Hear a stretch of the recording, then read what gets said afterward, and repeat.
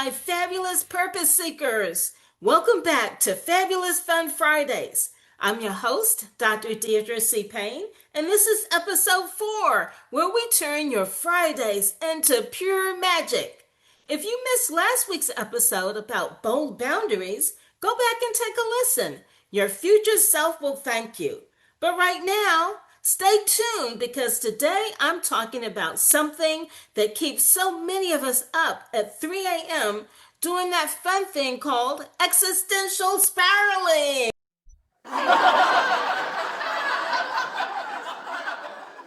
I am so excited about today's episode where I'm diving into finding your purpose without having a full-blown identity crisis in the cereal aisle. I'm talking about discovering what lights you up while you don't have to have it all figured out by the age of 25 or 35 or even 75, and why your purpose probably isn't hiding on a mountaintop in Tibet. Spoiler alert, you don't need to quit your job and become a monk to find your meaning.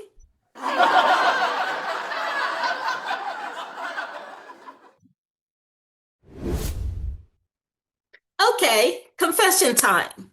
So I'm apparently one of those annoying people who figured out their life purpose in middle school.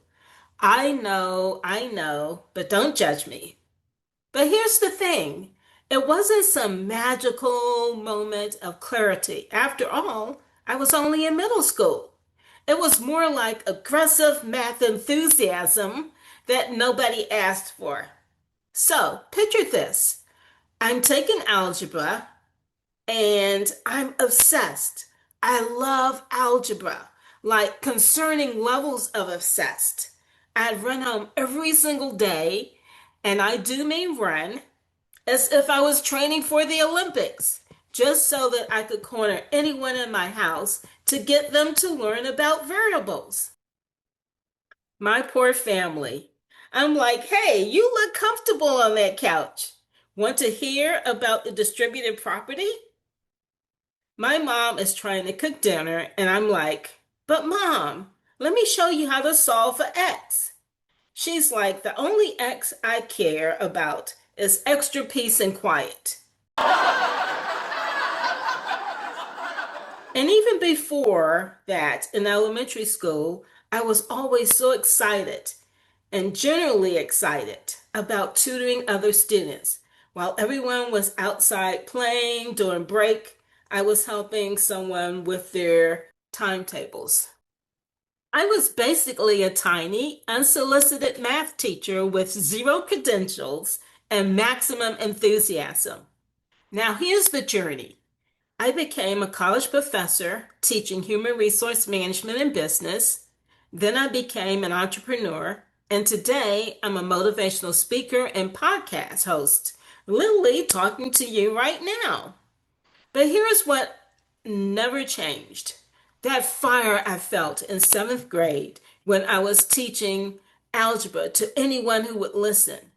It's the same fire I feel when I'm actually out there on stage motivating audiences or inspiring people through this podcast. The delivery system changed from algebra equations to business concepts to keynote speeches to podcast episodes, but the core purpose stayed exactly the same, helping others. So yeah, I've known since middle school what I was meant to do.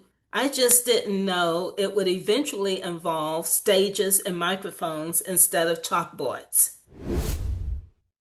All right, let's talk nerdy for a minute because there's actual science behind why finding purpose matters.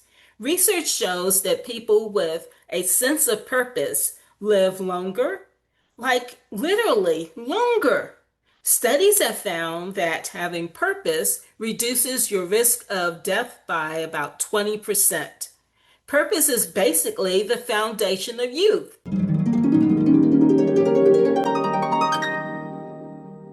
And get this, Psychologist Viktor Frankl, who survived concentration camps and wrote Man's Search for Meaning, found that people who had a sense of purpose were more likely to survive even the most horrific circumstances. That's how powerful this stuff is. But here's where it gets interesting. Modern research shows that purpose doesn't have to be this one big thing. And I love that. We've been told that we have to find our passion, like it's some treasure hunt. And if you don't find it by the age of 30, you're basically a failure. Linda is asked, "What's your passion?" And she responds, "I like snacks and naps. Is that a passion?"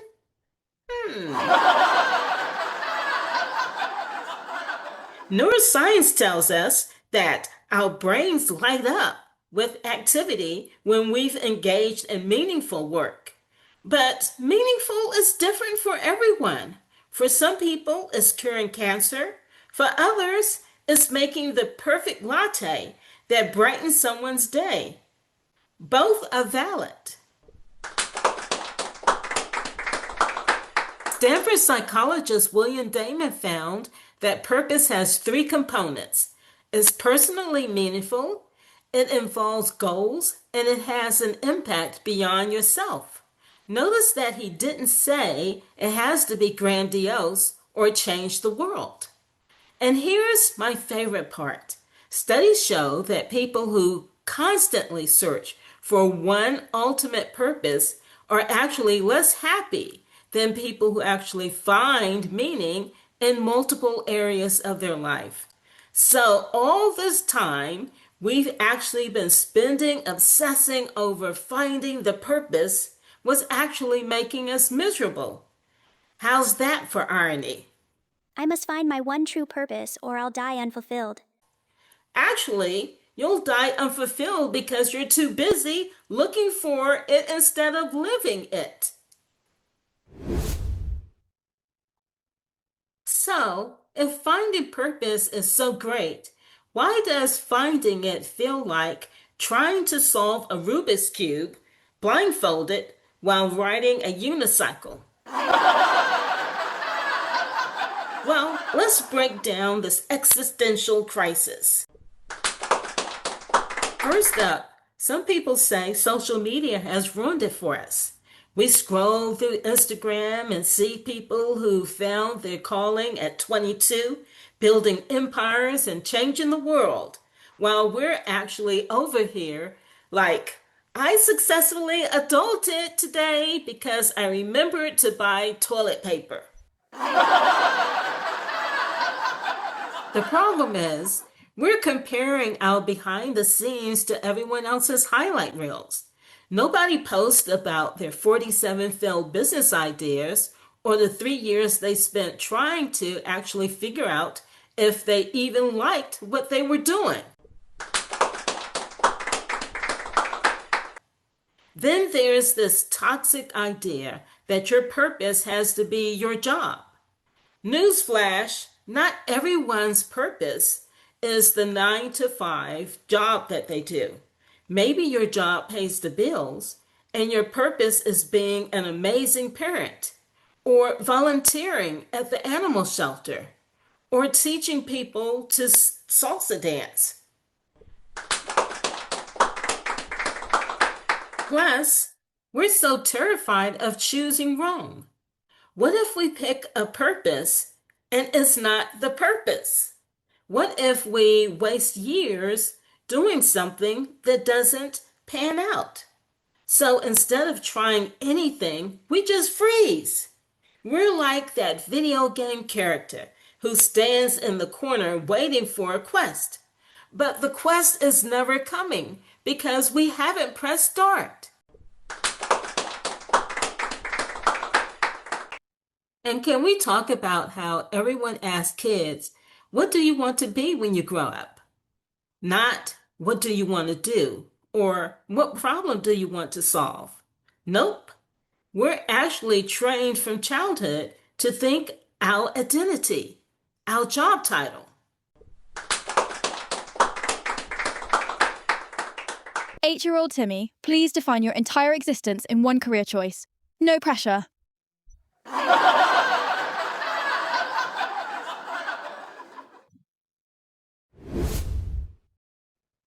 Okay, my fabulous friends, time to get practical because I am about to blow your mind. Seriously, I've created the Path Purpose Framework. See what I did there? Path, because you're finding your path. All right, I'll see myself out.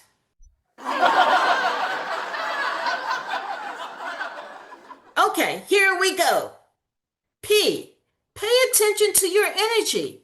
Stop asking, what's my passion? And start asking, what makes me lose track of time? It certainly led me to my purpose. When are you so engaged you forget to actually check your phone? Which, let's be honest, is basically impossible. So if it happens, that's significant. For me, it's when I'm creating content and connecting with people. For you, it might be organizing things or solving problems or even working with your hands. Your energy doesn't lie. If something drains you like a phone battery on 2%, it's probably not your purpose. If something charges you up, like you just chugged 3 espressos, that's a clue. Hey, accept that purpose evolves. This is huge. Your purpose at 25 doesn't have to be your purpose at 45. We're not trees. We can evolve. We can change. We can decide that that thing we thought was our calling actually isn't. And that's okay. Maybe your purpose in your 20s is figuring out who you are. In your 30s is building something. In your 40s is mentoring others. Plot twist, all of these are actually valid. But I thought I had to find my one true purpose and stick with it forever. Hey, that's not purpose, that's marriage. And even that can change. Give yourself permission to be a multi passionate person. You can care about social justice and make pottery and teach yoga.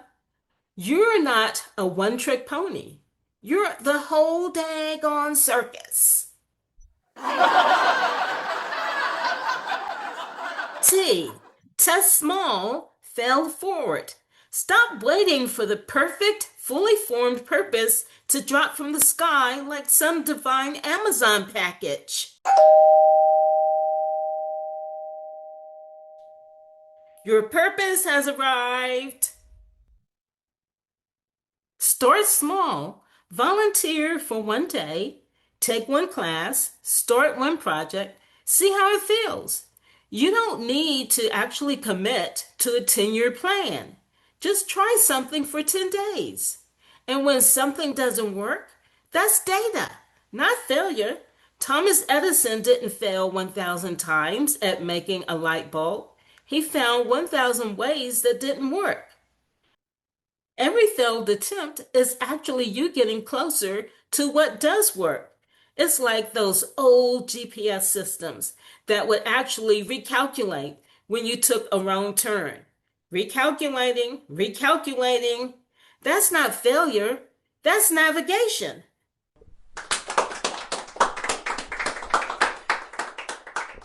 H, help someone start somewhere.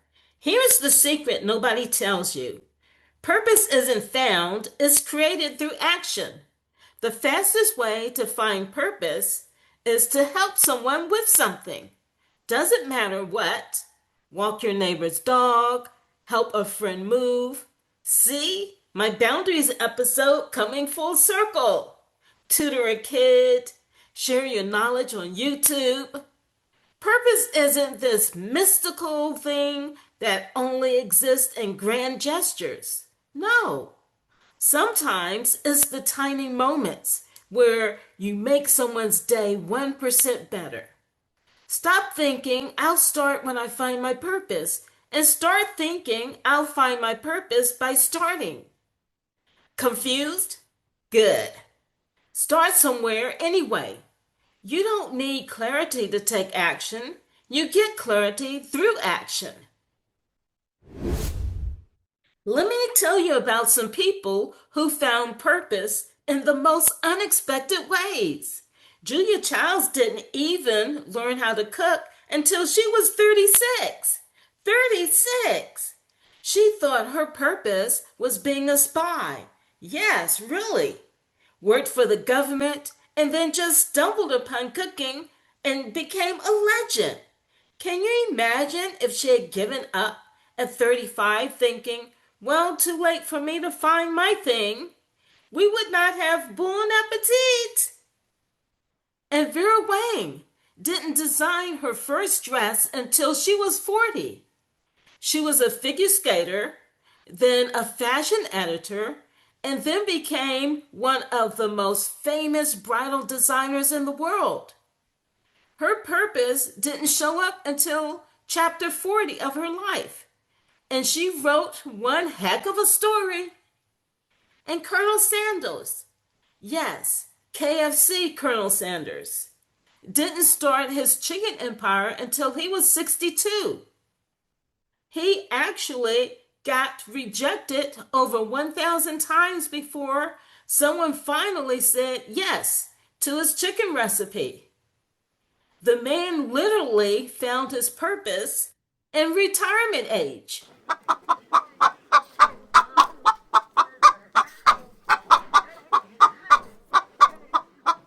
The lesson? Your purpose might not show up on your schedule. It shows up when it shows up. So stop stressing about the timeline and start actually living your life.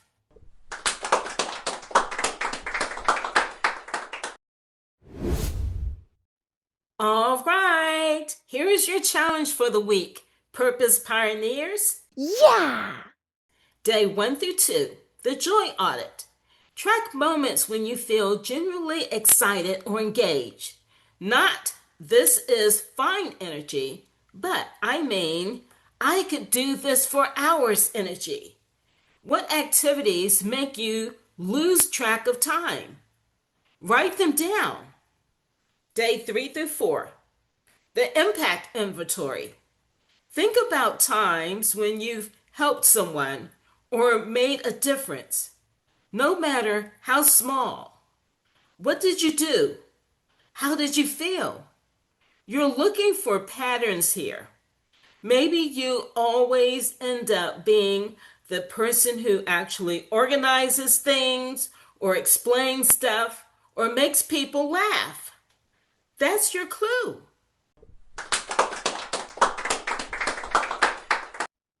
Day 5, the experiment. Pick one thing from your joy audit and do more of it this week. Just one, not 47 things, one. Sign up for that class. Start that project. Reach out to organizations. Take action on something small. The weekend. Here's your reflection.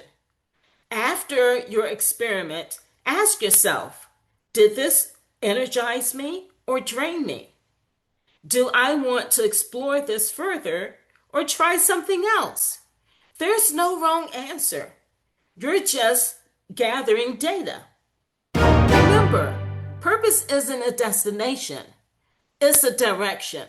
You don't need to know the whole path, just the next step.